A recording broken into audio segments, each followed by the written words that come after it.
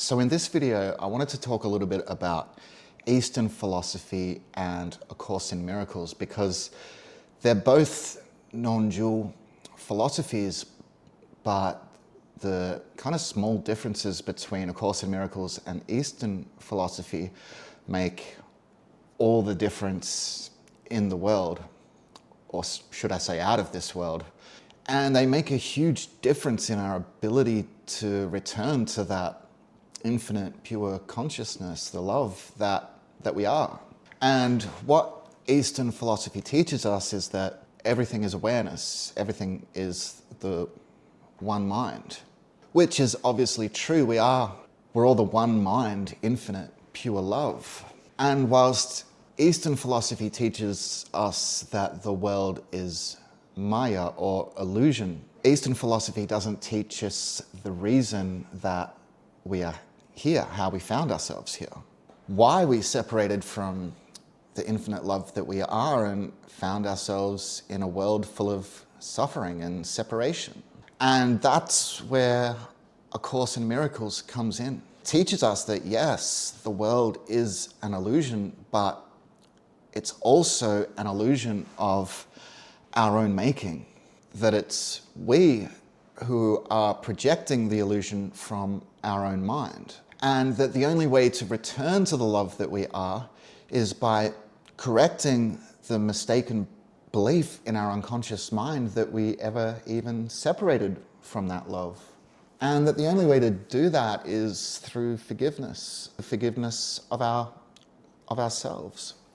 Because we all carry the same fear, guilt, shame, and unworthiness for the perceived sin that we all believe that we perpetrated.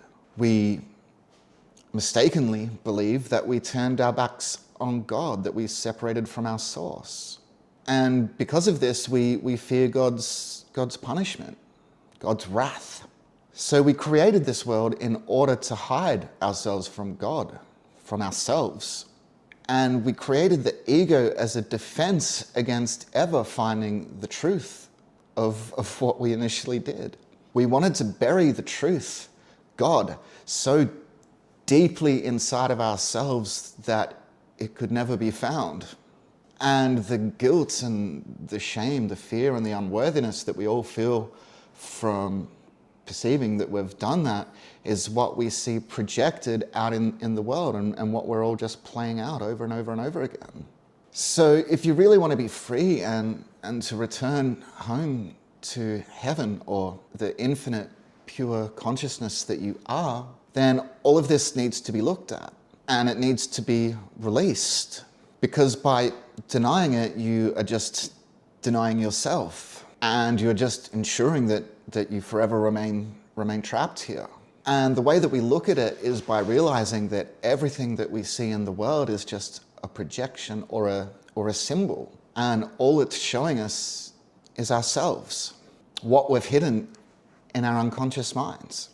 So if we're experiencing suffering, then we have to be able to admit to ourselves it's because we chose to experience that suffering. And we chose to suffer because it's only by suffering that we can project that unconscious guilt, fear, shame, and unworthiness out.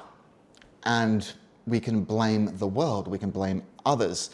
And by doing that, that keeps us stuck in the belief that we are separate identities, that we're not all the one identity of infinite pure love.